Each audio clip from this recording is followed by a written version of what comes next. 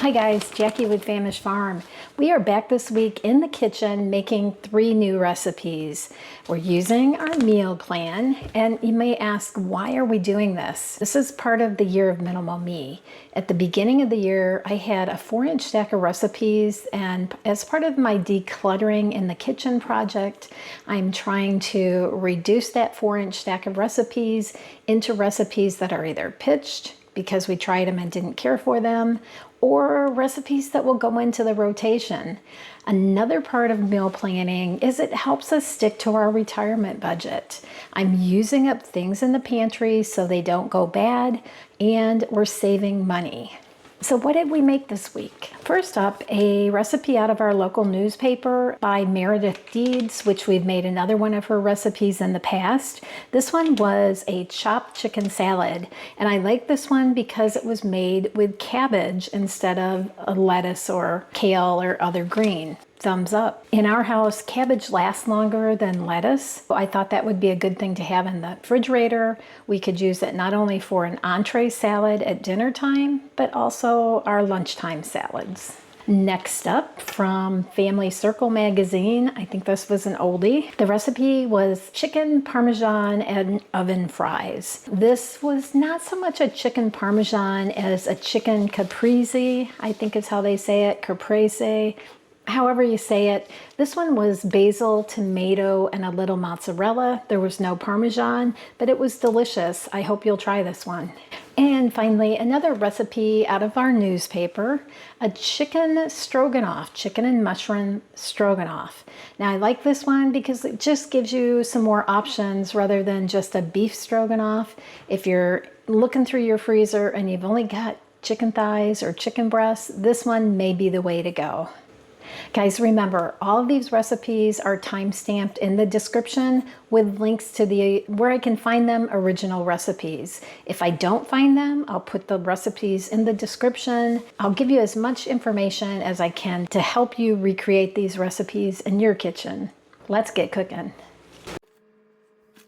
This is the first. I can't find who wrote this recipe. I find no link for it online, so I'm going to go ahead and just put this in the description. Now guys, we're going to start with 1/3 of a cup of lime juice, and these 2 limes do not total 1/3 of a cup. So I am going to supplement with some bottled lime juice too. And be sure to roll your limes before you squeeze them. It just helps break up the fibers inside so you get juice easier. Then we need 3½ tablespoons of fish sauce, and I'm using oyster sauce. You can use them interchangeably. I'm not going to quite get 3½ tablespoons, so I am going to put a little bit of water in this jar, shake it up, and whatever's left in the jar is what I'm going to use. And the limes that were real juicy, I'm going to save those to go into my sun tea tomorrow. Then we want 1½ teaspoons of white sugar. That's a ½ tablespoon. 2 medium cloves of garlic, finely grated. I'm just going to use 1 good-sized clove and mince that. Then I'll grab my whisk out of the drawer, and we're just going to do some easy mixing. You're just trying to dissolve the sugar. Then you're going to add an onion, and we are going to take a small onion. I'm just using yellow onions. It calls for a small red onion, and you're going to quarter that lengthwise and then thinly slice. You'll see there I did taste just to make sure that the seasonings were on point, and it looks good. So here we are, and I like this way of cutting the onion. Cut it lengthwise, quartered, and then thinly sliced.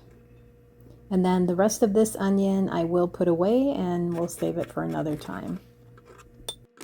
I had cooked chicken earlier in the week, so I have shredded that off the bone, and the pieces are all different sizes. So I am going to run a knife through this and try to get bite-sized pieces. The recipe just calls for 3 cups of shredded cooked chicken. I'm going to end up using 2 cups. And bagged cabbage for the win. Recipe says to use green or red cabbage, about 14 ounces, and core it, shred it to make about 4 cups. I'm just guesstimating here. And then I'm going to add some of my shredded carrots, also pre-shredded. It calls for 4 medium carrots, peeled and shredded, or about 2 cups. Guys, I went light on the carrots, probably about half of that. Recipe calls for 3 medium jalapenos, which I just don't have, so I'm just going to add a little shake of cayenne pepper into the dressing and whisk that up. If you have fresh basil and cilantro in your garden, you're in luck, because you're going to need a cup of each, lightly packed. I'm using my frozen basil, and I'm just going to lightly give this a little chop. It is pretty chopped up just in the freezer. And that's my best guess to how much a cup lightly packed would be. And because we do not care for cilantro, I am just going to use some of my parsley. And I do still have some parsley going, so we'll be using roughly a cup of fresh parsley. And we're just going to roughly chop this. Our final ingredient is 1.5 cups of roasted salted peanuts, roughly chopped. Guys, that sounded like quite a few peanuts, so we're just going to do about a 1/2 cup roughly chopped and add that into our vegetables. The recipe also wants you to save out half of the peanuts for the top. We're just going to mix them all together. So get out your scraper, add your dressing, and then give this a good mix. Recipe tells you to sprinkle the remaining peanuts on top and serve it with lime wedges on the side. Because we're not going to have this right away, I'm going to cover the dish with saran wrap, and this will go into my fridge. When we serve it tonight, we are going to just take the saran off and then retoss all the ingredients so everything has a good mixture of all the vegetables and the dressing. Guys, this was very good. This is a different kind of salad with the cabbage instead of lettuce. Because we have lettuce salads every day for lunch, this seemed like a really good option. We did it as an entree, and then we did have 3 servings of lunch size portions to have later in the week. So Rod and I both liked it. We will make this again. Well, this recipe I also got out of the newspaper. It is by Meredith Deeds. Thank you, Meredith. And you can find it online, so I will have a link to it. We're going to start by putting some water on to boil. The recipe doesn't call for it, but I did go ahead and salt it.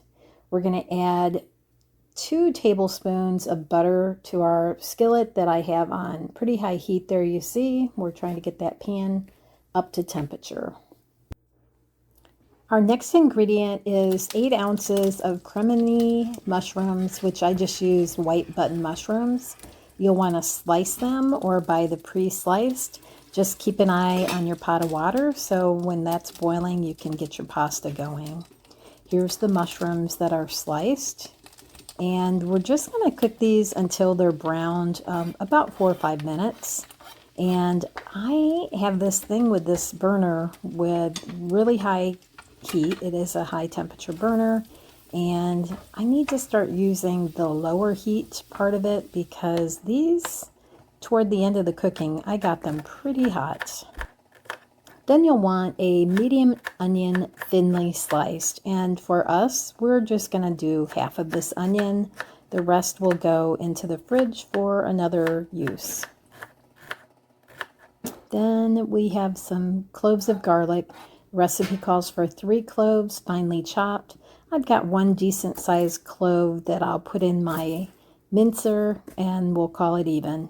Again, we're not huge garlic people, and we generally do kind of limit the onions.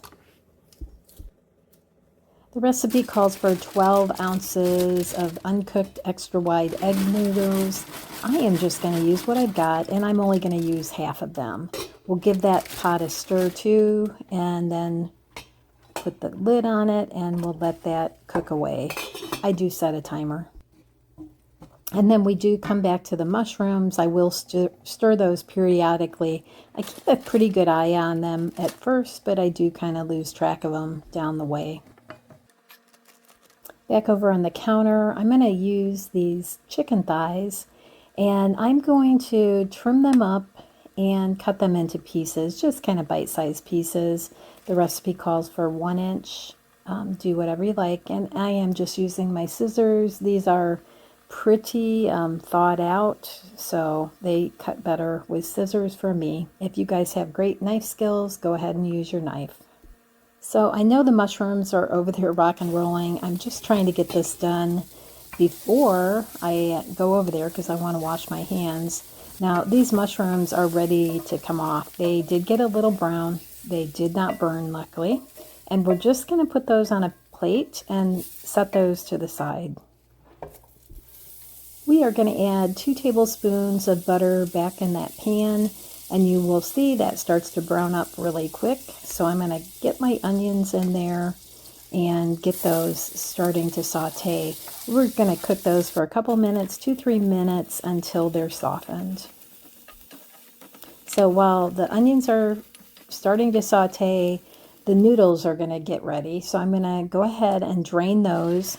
And then the recipe says to toss the hot noodles with a tablespoon of butter, and then you'll set those aside and keep them covered.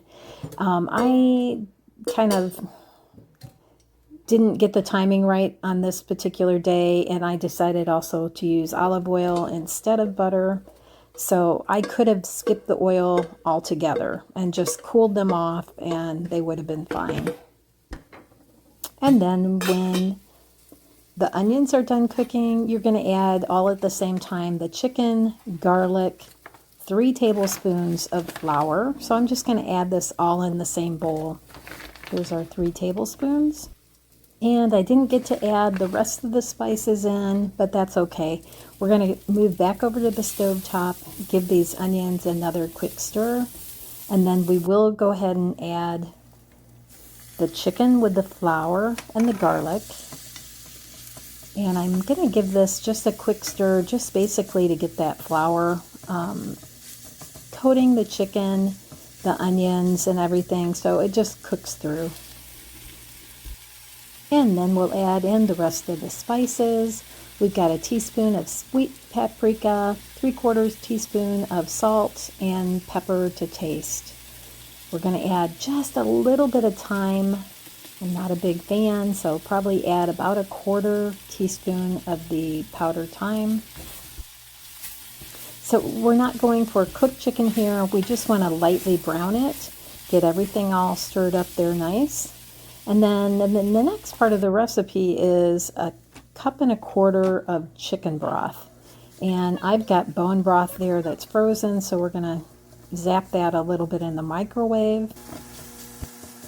And the portion of chicken broth I'm microwaving is only 1 cup, so I'm going to add 1/4 cup from the stock that I made the other day.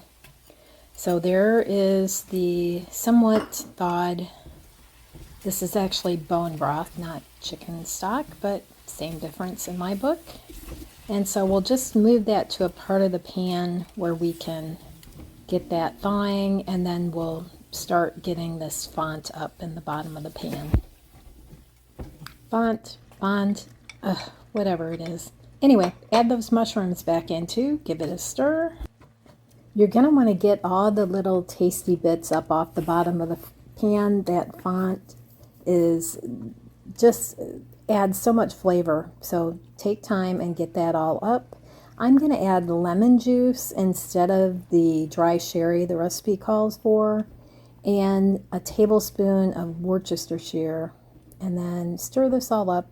You're just letting this come to a gentle simmer, and then you're going to let it cook for 5 minutes. So back over at the countertop, we're going to just give a rough chop to some parsley. That's about 2 tablespoons.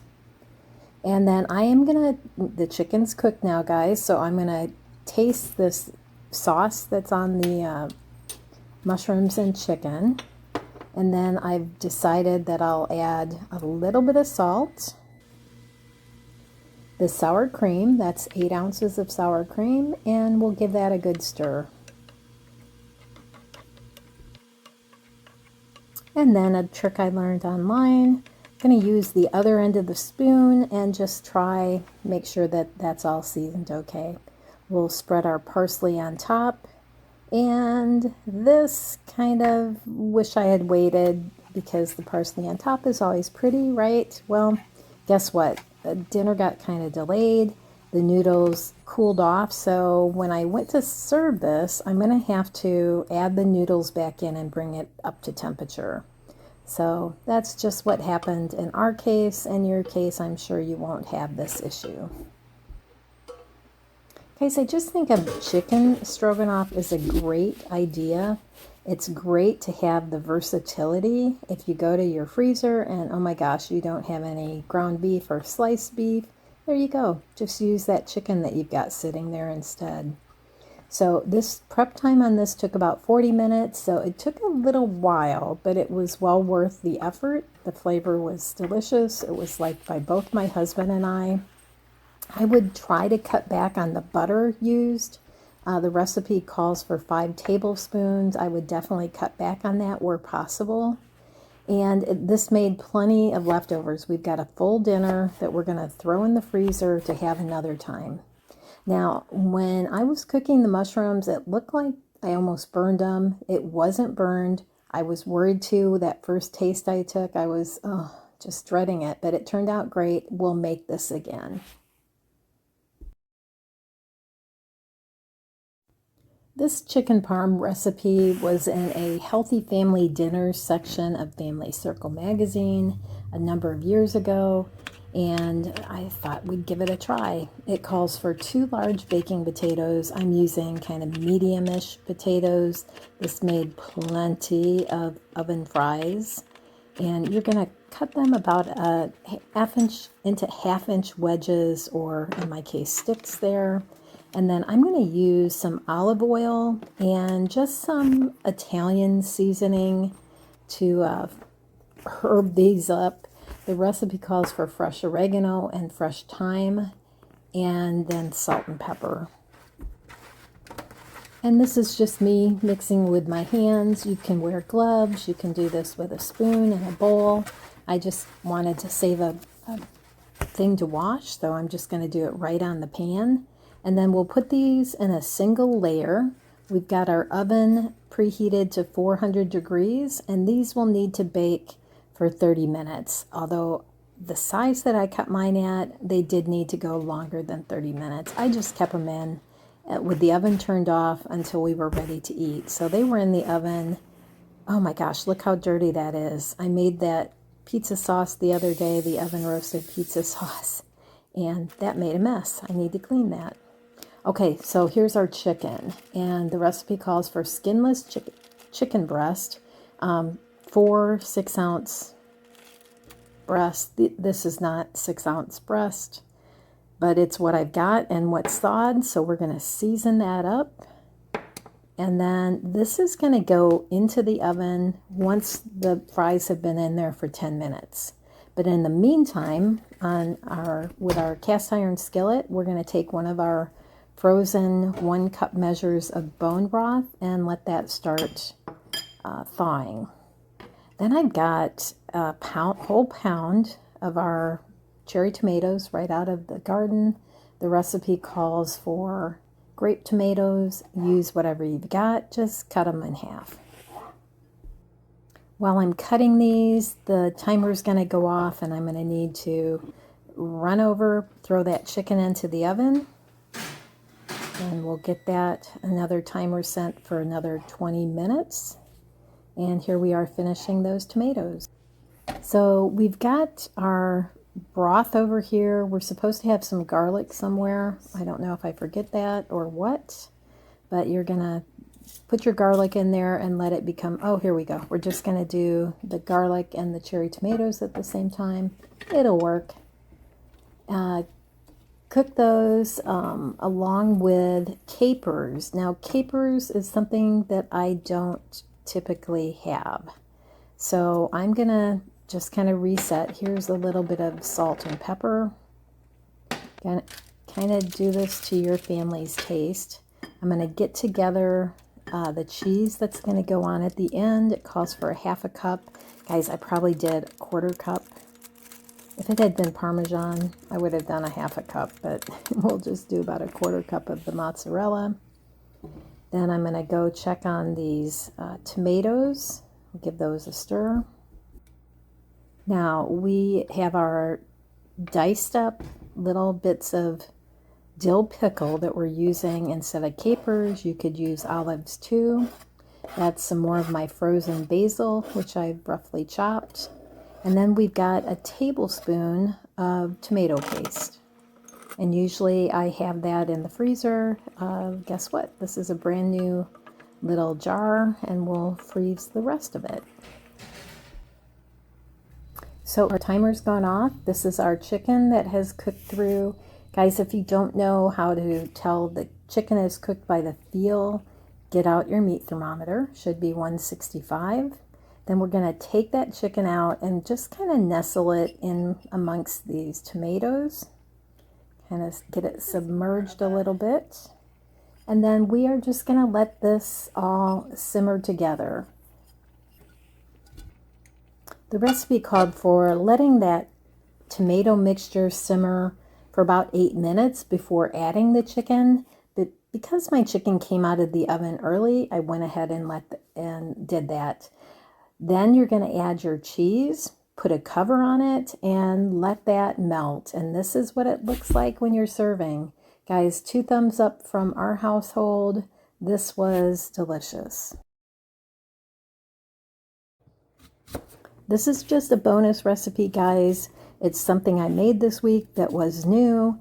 It was not one of the recipes in my recipe stash, however. I wanted a lazy apple pie. I did not want to have to peel apples, and I found this one that kind of got around that.